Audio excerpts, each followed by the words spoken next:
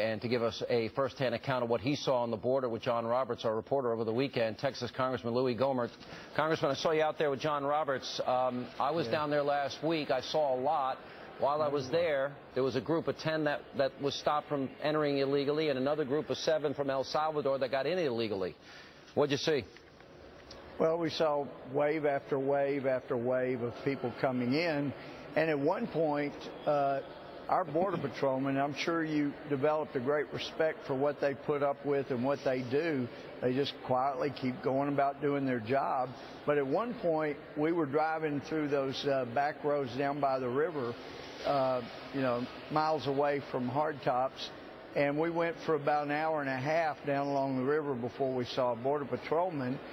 We did happen to see 2 lookouts jump off a cage over, like 10 feet or so. I mean, lookouts from the other side, from Mexico, looking out so that people... No, actually, Sean, these were on the American side, just about, 30 yards from the river. But there's a pump station that was covered with a big cage, and they were on top of the cage. There are a couple of tanks they like to get on top of where they can see things coming.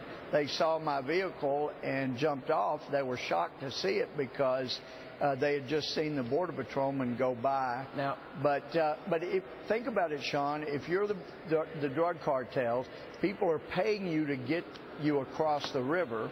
You may pull some off into sex trafficking and human trafficking for illegal purposes, but you control when they cross, where they cross. The coyotes don't want to be caught, as you learn. But you send several different groups. You tie up our Border Patrolmen at the same time. You know how long it takes to go through that list of questions. It's not unusual to think that, gee, we're in the business of getting drugs into America.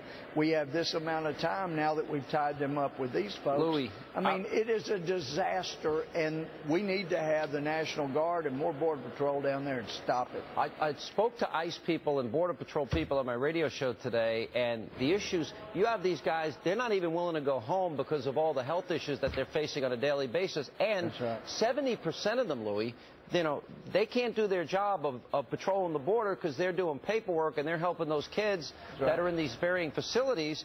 And Texas, you heard from this mother, 642,000 crimes committed against Texans in the last 7 years. Louie Gohmert. That's right.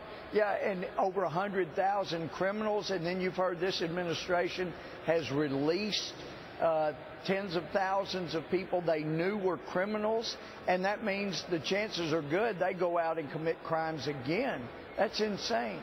They are putting more and more people at risk, just as the dear mother you just heard from. I mean, there are crimes being committed that wouldn't be committed if these people were down there. And you point out the Border Patrol, they're tied up. Some of them are down there near the border, but they have to bring the people to a staging area and then have them sent on up for their temporary detention. But, Sean, until we start sending some people home, then that wave is just going to keep coming. One night, it was probably about 2 in the morning, one little boy, he said, and he was a sweet kid, and I'd give him a little snack. He was obviously hungry, and he's followed me around, and I said to one of the Fox reporters, or cameramen, what's he saying to me? Sweet kid, he was asking, are you going to stay here till everybody comes? And I said, no. He said, it will be a long time because there are thousands of us waiting to come. All right, Louie Gohmert. We got to stop it. Out with Fox's own John Roberts this weekend. Louie, thank you so much for being